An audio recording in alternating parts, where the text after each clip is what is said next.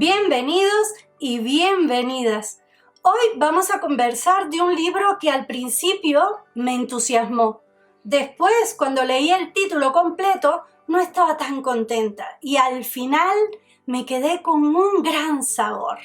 Resulta que cuando leo el libro decía cuentos clásicos y dije ¡sí! Y después decía para conocerte mejor y dije porque pensé que era uno de esos libros que te dan recetas para el alma y realmente rechazo ese tipo de literatura. Pero cuentos clásicos para conocerte mejor de Jorge Bucay es un garbanzo de a libra. Ustedes saben quién es Jorge Bucay. Ha sido traducido a más de 28 idiomas, ha logrado varios éxitos editoriales y por otro lado es un psicoterapeuta que ha ayudado a muchos en su camino de realización personal.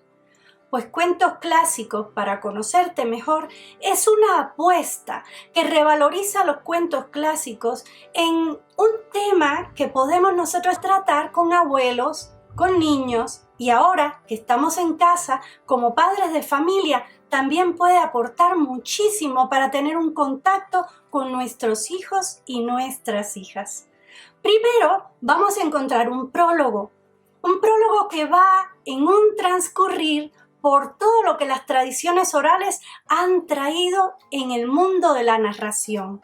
Después viene una introducción que te da una historia de cómo este cuento clásico fue concebido. Por ejemplo, hoy yo les voy a contar un cuento que dice en la introducción que es alrededor de 200 años más viejo que la mayoría de los cuentos clásicos, o sea que es un cuento con barba. Y este cuento tiene una historia y esto se desarrolla en la introducción. ¿Qué les parece si para que lo compartamos en familia, en este tiempo raro que nos ha tocado vivir, les comparto esta historia que todos conocen, recordando a Bruno Bettelheim, que dijo: hay cuentos para dormir a los niños y para despertar a los adultos. Para todos y todas ustedes, el sastrecillo valiente. Un sastrecillo estaba cosiendo, feliz porque le gustaba su trabajo, en una de esas tardes de primavera en que se cuela una brisa riquísima por la ventana.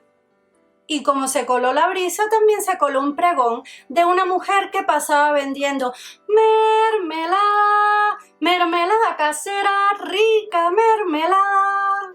Y fue el estómago del sastrecillo el que habló por él. Y corrió el hombre a la ventana para llamar a la vendedora. Y la vendedora subió las escaleras y mientras ascendía pensaba que tendría que mostrar toda su mercancía, porque si no lo hacía de esa manera no iba a vender nada. No sé si les ha pasado, es que a veces las costumbres de unos y las manías de otros pues se enlazan. Y el sastrecillo abrió mermelada tras mermelada, tarro tras tarro, metió la nariz en cada uno de ellos para al final decir: usted póngame un cuarto de cada una y si se pasa un poco, pues no nos vamos a enfadar. La mujer le dio lo que él pedía, agarró su dinero y bajó las escaleras quejándose de su mala suerte porque cada vez que tenía un buen comprador, ese comprador vivía en planta alta. Bueno, el sastrecillo untó una rebanada de pan, probó la mermelada y estaba riquísima. Daba una mordida y una puntada, una mordida y una puntada. Pero las moscas empezaron a sentirse atraídas por el aroma exquisito de la mermelada y vinieron muchas, tantas como un enjambre, y empezaron a revolotear y a revolotear. Y el sastrecillo primero empezó a gritarles, después empezó a lanzar manotazos hasta que no pudo más y con un trapo ¡zas! Cuando levantó el trapo, vio que habían 5 moscas. ¡Y de podía creer. ¡Mate a 5 de un golpe! Esto lo tiene que saber todo el pueblo. ¿Qué digo el pueblo? Esto lo tiene que saber la ciudad. ¿Qué digo la ciudad? Esto lo tiene que saber el mundo entero. Agarró una tela, la cosió en forma de banda y le bordó en el centro del pecho 5 de un golpe. Y bajó las escaleras para que todos en el pueblo lo pudieran conocer. Pero antes se encontró con un gorrioncito que siempre venía como a saludarlo. Él pensó que el gorrión le iba a hacer una reverencia, al menos le iba a dedicar una canción, pero el gorrión estaba indiferente. Y el sastre no lo pudo soportar, lo agarró, lo metió en su bolsillo derecho, subió a su taller, agarró un pedazo de pan, lo metió en su bolsillo izquierdo y volvió a bajar las escaleras camino al pueblo. Pero el pueblo tenía sus propios problemas. Todos estaban diciendo, ese gigante acaba con nuestro ganado, nos está acabando con los huertos, está haciendo cosas muy malas para todos. Y el panadero dijo, sí, eso es cierto, pero ¿quién se va a atrever a dar el primer golpe? Cuando el sastrecillo escuchó la palabra golpe, irguió el pecho, paró la frente y dijo, pues yo. Todos se voltearon. Miren, enseñó la banda, 5 de un golpe. Leyó el panadero, ¡héroe! ¡Nuestro hombre! Todos se reunieron alrededor de él, lo levantaron en hombros y ¡bravo! Lo llevaron al pie de la montaña donde estaba el gigante hasta allá arriba. Al sastrecillo no le dio tiempo ni de pensar. Empezó a ascender y cuando de pronto se da de topes casi con el gigante. Ahí estaba, al lado de una piedra, tomando el sol. Y el sastrecillo le dijo, hola, gigante, ¿necesita ayuda? El gigante lo miró de arriba abajo. Este hombrecillo flaquito, raquítico, pequeñito. Si necesito ayuda no será de ti, minúscula criatura. Pues así como que cualquier cosa no soy. Vio esto y le mostró su banda. El gigante leyó 5 de un golpe. Ya tenía cierta curiosidad. A ver si es tan fuerte como dices. Dijo el gigante. Tomó una piedra, la apretó y la convirtió en polvo. El sastrecillo sacó el pedazo de pan que llevaba en el bolsillo y le dijo, ¿escuchó? Se convirtió en polvo. El gigante ya estaba cada vez más entusiasmado con la idea de hacer quedar muy mal a este hombrecito. Agarró otra piedra, la tomó sobre su cabeza, tomó impulso y ¡pah! La tiró lejos, lejos, lejos. El sastrecillo, envalentonado, fingió tomar una piedra, metió la mano en su bolsillo y ¿se acuerdan del gorrión? Lo lanzó con toda su fuerza. El animalito, al sentirse libre, voló y se desapareció que ni siquiera a lo lejos se podía divisar. El gigante quedó realmente impresionado. Pues sí que eres fuerte. Yo creo que me puedes ayudar a quitar un enorme tronco que está atravesado en el camino y que no deja pasar a nadie. Sobre todo a mí me incomoda tenerlo ahí. El sastrecillo vio que era un enorme tronco y le dijo, claro que sí, tú lo agarras por el frente, por la parte ancha del tronco y me vas guiando en el camino y yo llevaré las ramas que son lo más pesado. El gigante, ingenuo, tomó el tronco, lo elevó sobre sus hombros y como no se podía voltear, no vio que el sastrecillo lo único que hizo fue encaramarse en las ramas, ir a horcajadas por todo el camino. Y cuando llegaron al lugar donde el gigante pensó que podía depositar el tronco, lo bajó y en ese momento el sastrecillo dio un salto y ¡servido! El gigante sintió que este hombrecito era realmente sorprendente. Se quitó un anillo que tenía en el dedo meñique y se lo obsequió. El sastrecillo siguió su camino. Y camina que te camina. Estaba tan cansado, no sabe cómo, pero fue a dar con un castillo enorme. Y su cansancio era más grande que su curiosidad. Y cayó tendido en el jardín del castillo con el inmenso anillo al lado. Uno de los cortesanos se acercó y vio al hombrecito dormido. La banda en el pecho que decía 5 de un golpe y el gigantesco anillo a su lado. De inmediato fue corriendo a decirle al rey. Y el rey, claro, quería conocer a este hombre tan singular. Lo trajeron frente al rey y él enseñó su banda muy orondo. Y el rey le dijo que podía ir a vivir a alguna de las residencias a descansar y quedarse en su reino. Pero a los soldados esta idea no les gustó. ¿Qué iba a pasar si este hombre tan raro y temerario mataba 5 de un golpe? Si algún día se enojaba, seguramente algo muy malo pasaría con el ejército. No querían tenerlo allí. Y el rey pensó y pensó cómo quitárselo de arriba, pues a él no le convenía que el ejército estuviera en su contra. Y buscó una razón. Llamó al sastrecillo y le dijo: quiero comentarle que tenemos a 2 ogros cerca de aquí en el reino que traen asolados a nuestros súbditos. Es una condición muy mala porque incendian, aterrorizan. Y si tú eres capaz de acabar con ellos, te ofreceré la mano de mi hija y además la mitad del reino. El sastrecillo sintió que se le iluminaban los ojos. Yo creo que si he podido con un gigante, por supuesto que podré también con 2 ogros, al cabo que 5 de un golpe.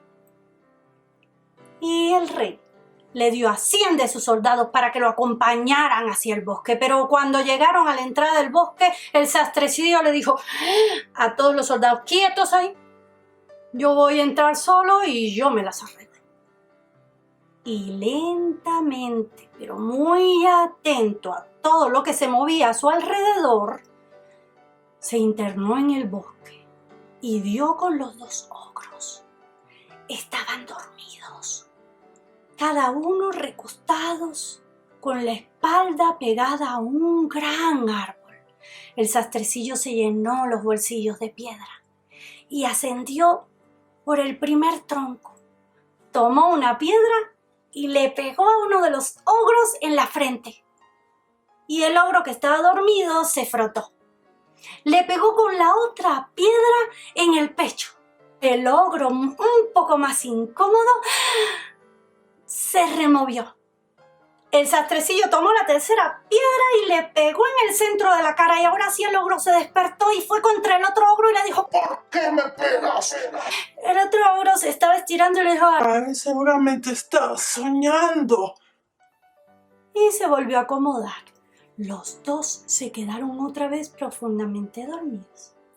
El sastrecillo cambió de árbol, agarró la piedra más grande que tenía y ahora sí se la lanzó al ogro que había dicho que el otro estaba soñando. Le pegó en el centro del pecho. ¡Uy! Este sí que tenía malas pulgas. Se levantó de inmediato, le pegó un puñetazo al primer ogro y empezaron a pelearse entre ellos. Puñetazo viene, puñetazos van, y cuando ya estaban que les dolían realmente los nudillos de tan enojados, cada uno arrancó un tronco y empezaron a pegarse con los troncos hasta que cayeron desmayados.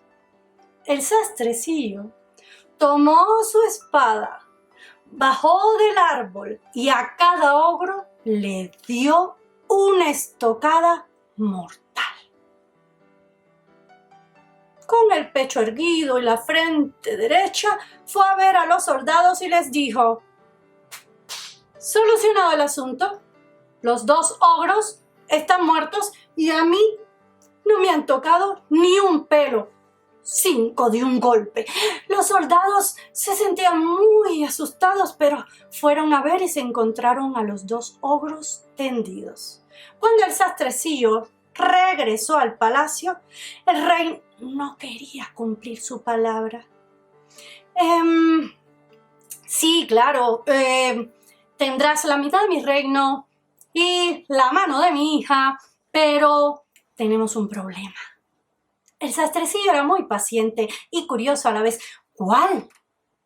Es que hay un jabalí enorme, peludo, agresivo, que necesitamos que tú nos liberes.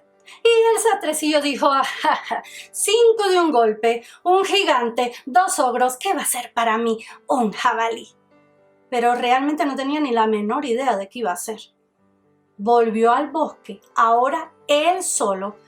Iba caminando y pensaba, ¿qué haré? ¿Qué haré? Cuando de pronto, detrás de unos arbustos, sale el gigantesco jabalí. ¿Y qué es lo primero que se te ocurre cuando tienes un peligro delante? Pues eso mismo pensó el sastrecillo, seré muy listo y todo, pero mejor tengo que correr. Y echó a correr lo más veloz que podía y corre, que te corre, que a ver qué idea se le ocurría y pensó. La vieja ermita, corrió hasta la vieja ermita y el jabalí a toda velocidad detrás. Entra el sastrecillo a la vieja ermita y salta por la ventana. El jabalí entra por la puerta abierta de la ermita, pero no salta por la ventana. El sastrecillo ya da la vuelta y cierra la puerta. Y el jabalí quedó ahí adentro. Al rey, amigas y amigos, no le quedó de otra que entregarle la mitad de su reino y la mano de su hija. La princesa se sentía tan orgullosa de tener un marido tan inteligente, tan valiente, pecho erguido, frente derecha, 5 de un golpe. Y creerán ustedes que fueron muy felices y comieron perdices, pero no. Tendrán que ir a la página 290 para que vean qué pasó cuando el sastrecillo comenzó a hablar en sueños y la princesa lo escuchó. Y es aquí cuando viene entonces, detrás de cada cuento, la otra puerta. Primero viene la moraleja, que Jorge Bucay la desmenuza y encuentra en todo el significado de estas historias una razón para verlo desde la perspectiva de nuestra contemporaneidad. Pero después de la moraleja viene la parte que más me encantó del libro y que creo que cada una de nuestras familias lo puede utilizar en el seno de nuestros hogares. Y es la otra puerta. La otra puerta es como otra perspectiva. Es como si cada uno de nosotros, pequeños o grandes, abriéramos una caja de Pandora y nos encontráramos con un inmenso espejo que nos muestra entonces, desde una lectura creadora, interpretativa, cuáles son nuestros demonios, nuestras limitaciones, el alcance de nuestro ego. ¿Quiénes somos en realidad? ¿Valdrá la pena ser un truán, un mentiroso? ¿Valdrá la pena lanzarnos mentiras piadosas? ¿Valdrá la pena leernos cuentos clásicos para conocerte mejor? Yo creo que sí. Y les recomiendo muchísimo esta lectura. Recuerden lo que ha dicho Neil Gaiman, ese autor inglés. No es que seamos como niños, sino que no olvidemos nunca que alguna vez lo fuimos. Para niños, niñas y grandes, cuentos clásicos para conocerte mejor.